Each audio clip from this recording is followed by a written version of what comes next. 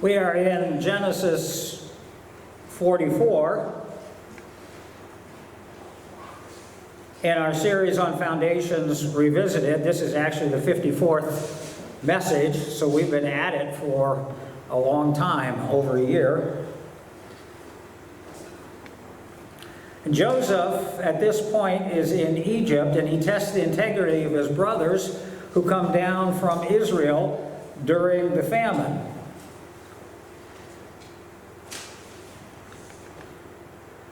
And if you remember any of the story, Joseph gives instructions regarding his silver cup. We're going to find out a little bit more about that. But to put it in context, the brothers have had a luncheon with Joseph. They are about ready to go back to Israel. They have their bags all packed.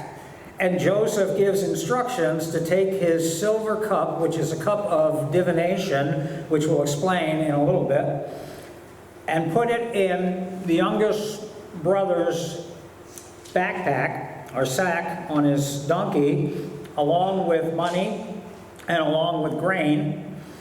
And Joseph is really, in a way, setting up his brothers to see their integrity. In Genesis chapter 44, verse 1, now Joseph gave these instructions to the steward of his house. This steward was Egyptian.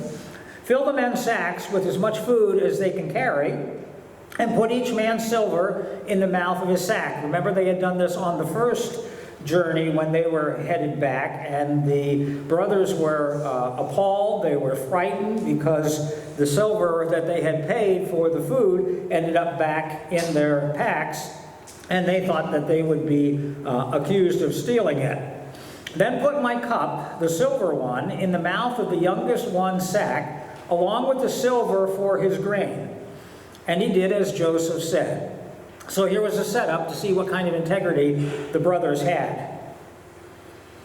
Joseph was a pretty wise and cunning person, even though he was a righteous man. The Bible Knowledge Commentary says Joseph, already brilliantly successful in creating tensions during their 2 visits, now produced his master stroke.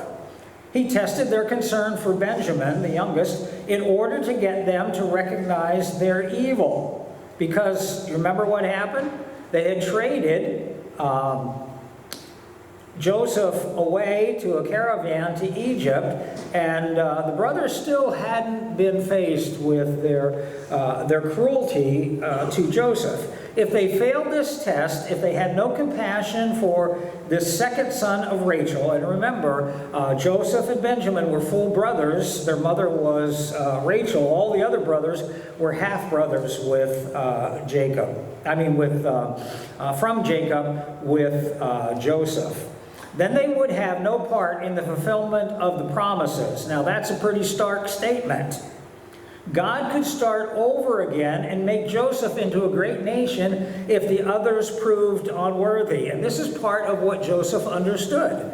That God could pick up, and he doesn't have to work with Christians. He doesn't have to work with the nation of Israel. He can work with anyone that he wants to, but he's committed himself to this promise. And if you go to Exodus chapter 32, now this is later on with Moses, after about 400 and some years of the Exodus, in Exodus chapter 32, verse 7, then the Lord said to Moses, this is a time where the children of Israel, way past Joseph, way past the 400 years, they are escaping out of Egypt and they're going towards the promised land, and God is going to fulfill through Moses. But Moses goes up, he gets the 10 Commandments back in Exodus, and he's up on the mountain, and the Lord said to Moses, go down, because your people whom you brought up out of Egypt have become corrupt.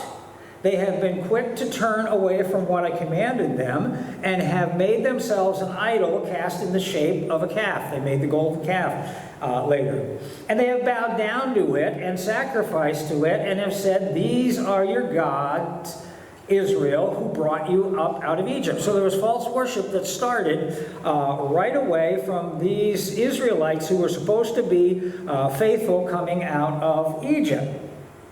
And God goes on and he says, I have seen these people the Lord said to Moses, and they are a stiff-necked people. All people are a stiff-necked people when it comes to obedience to God. Now leave me alone so that my anger may burn against them and that I may destroy them. God was on the verge of destroying the nation of Israel and starting over. He says, then I will make you, Moses, into a great nation. So even back 400 years earlier, Joseph understood that if these brothers were not going to be faithful, if they were not going to admit their guilt, if the nation of Israel was not going to be prepared by God to come out of Egypt, that God could start with another group of people. And I like what Moses says. Exodus 32:11. But Moses sought the favor of the Lord his God. Can you imagine going to God like this? I know we're not in the story of Joseph anymore, but we're jumping ahead for a moment. And he said, why should your anger burn against your people, whom you brought out of Egypt with a great power and a mighty hand? God, you did this great demonstration with these 2 million people, the Israelites that you brought out of Egypt, and it all started back there with Joseph. Why should the Egyptians say it was with evil intent that he brought them out, that God brought them out, to kill them in the mountains and to wipe them off the face of the earth? And so Moses, rather boldly, is appealing to God. Turn from your fierce anger, relent, and do not bring disaster on your people. If God wanted to, he could have just wiped out Moses at that point. But there was something in the heart of Moses that God understood, and God was listening to him. Isn't it great when, even when we say things that God, and we might know that are not going to happen, that God tolerates us? Exodus 32:13. Remember your servants, Abraham, Isaac, and Israel, or Jacob, to whom you swore by your own self. Now, this is what always happened with the prophets, happened with Moses, that they would go back to God when God was becoming impatient and God was becoming fed up with the disobedience of his people. They would always go back to, but God, you promised. God, you promised. Okay? And God did promise. He said to his servants Abraham, Isaac, and Israel, to whom you swore by your own self, I will make your descendants as numerous as the stars in the sky, and I will give your descendants all this land I promised them, and I will be their inheritance forever. That's the promise God made. And Moses is saying, God, don't go back on that promise. You made that promise. Don't start with a new generation. Don't start with a totally different group of people.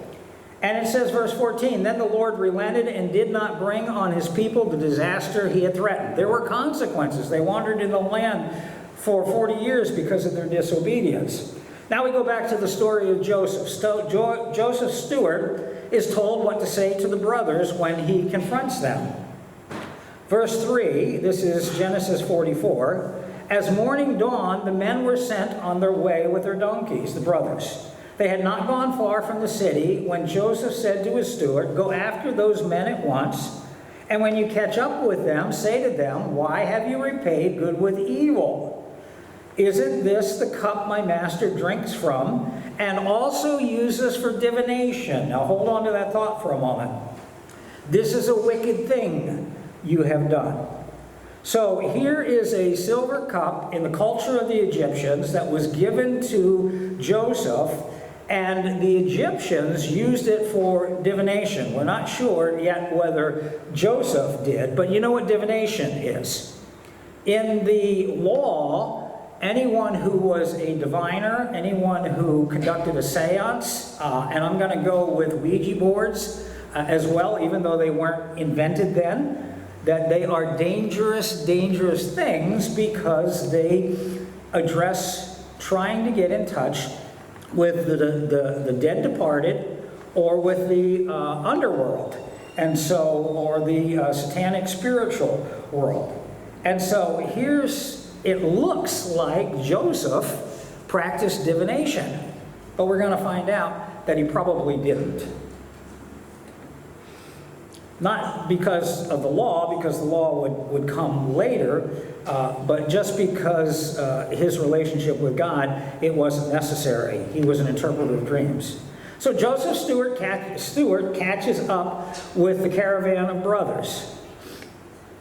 When he caught up with them, he repeated these words to them, but they said to him, "Why does my Lord say such things? Far be it from your servants to do anything like that. We wouldn't take that silver cup. We wouldn't take the money and put it back in. We even brought back to you from the land of Canaan the silver we found inside the mouths of our sacks." That was the first time with the famine. "So why would we steal silver or gold from your master's house?"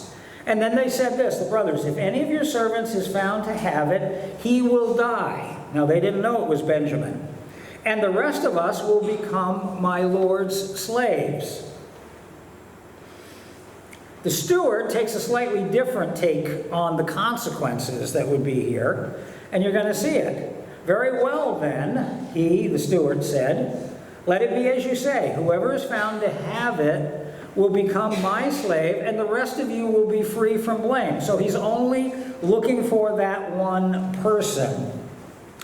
And we also know that the steward had a certain level of faith from previous chapters that he knew God was at work.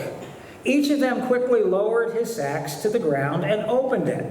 Then the steward proceeded to search, beginning with the oldest and ending with the youngest. And the cup was found in Benjamin's sack, the youngest. At this, they tore their clothes. Then they all loaded their donkeys and returned to the city. They're going back to Joseph. And they would be willing to be his slaves, but they also were fearful because, from what they said, Benjamin would be executed. Now we know that's not going to happen because this is Joseph's brother and he's aware of it. But Joseph confronts his brothers about the cup. Joseph was still in the house when Judah and his brothers came in, and they threw themselves to the ground before him. Joseph said to them, "What is this you have done? Don't you know that a man like me can find things out by divination?" Now it sounds like he's using divination, but he's not saying that. He's basically saying it's an Egyptian custom and people will find things out by divination. He's not saying that he has done that, because God interprets dreams through him and he doesn't need to do that. Now here's the question. What about Joseph and divination? The Bible Knowledge Commentary says the brothers returned and bowed again before Joseph. Joseph probably did not actually use divination in discovering their treachery. He may have simply referred to it to enhance his brothers' awe of him. In other words, this was something that I can find out about, and it would scare the brothers.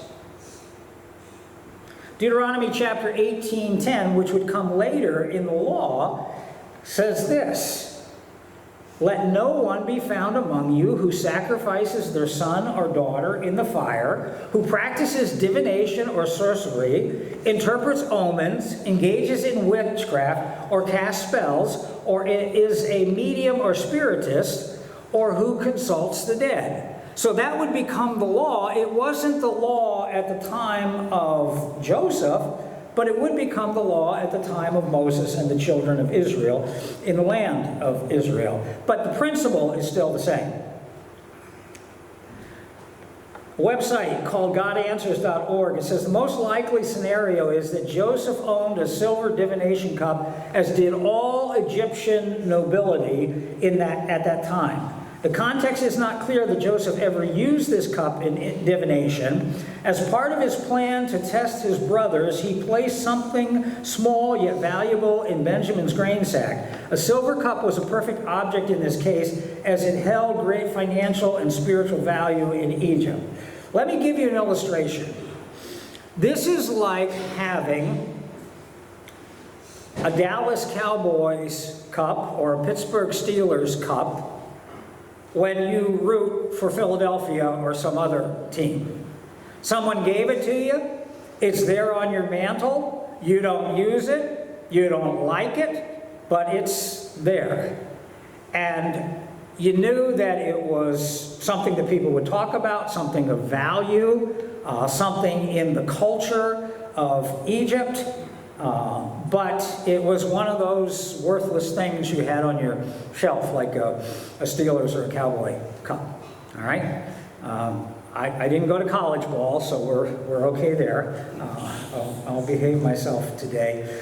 But this is what it was. It was something that Joseph didn't use, that the Egyptians gave to him, he had around, and he knew it had cultural value, but he wasn't going to use it. And that's the best way I know to explain it. And also I can get a jab in against the Pittsburgh Steelers if I want to. The brothers' willingness to take responsibility.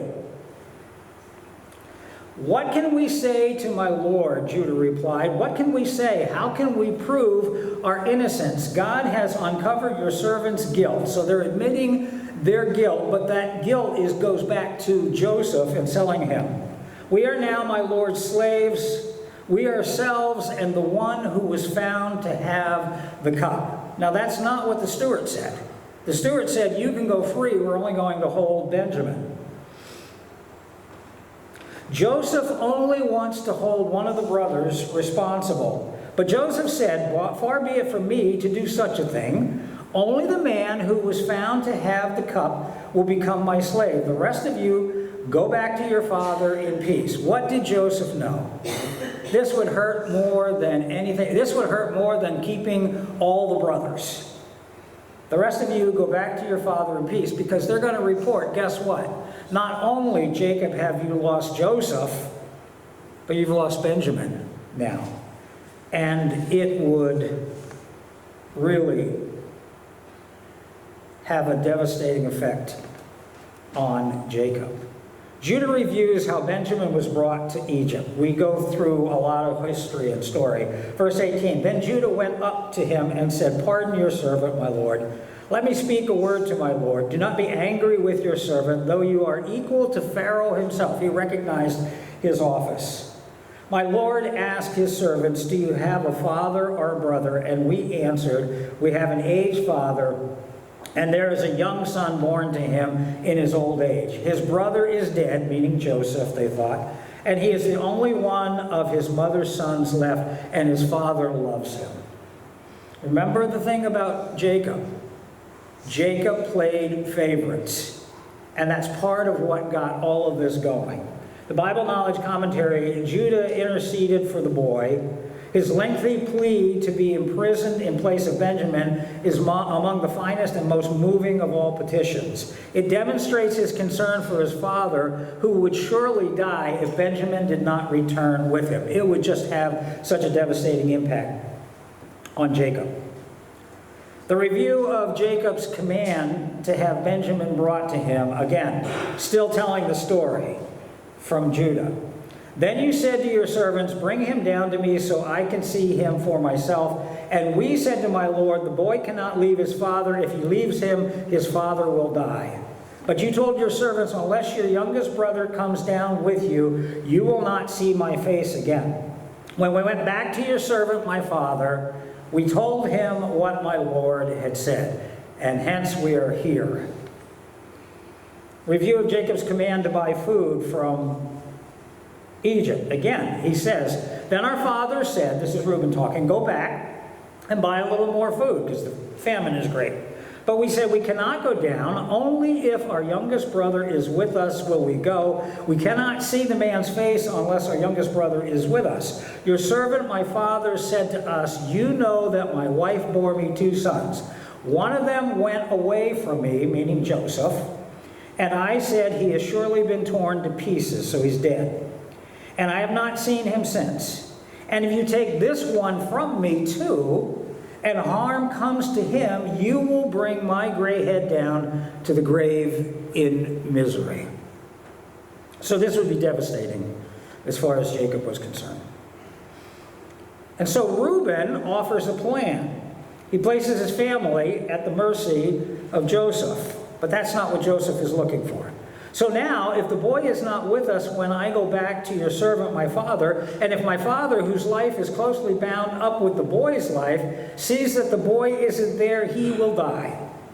Your servant will bring the gray head of our father down to the grave in sorrow." Your servant guaranteed Reuben guaranteed the boy's safety to my father. I said, if I do not bring him back to you, I will bear the blame before you, my father, all of my life. Reuben offers to remain again in Benjamin's place. Now then, please let your servant remain here as my lord's slave in place of the boy, and let the boy return with his brothers. How can I go back to my father if the boy is not with me? No, do not let me see the misery that would come on my father. So it's a very, very difficult, sad occasion. But why is Joseph doing this? Why is he prolonging this? He's going to reveal it soon when the forgiveness begins, but the reason he is doing it is for the sake of the nation. He wants to test the integrity of these brothers because they are going to be the fathers of the nation of Israel. That 2 million people that Moses will lead out will be a product of those 12 tribes.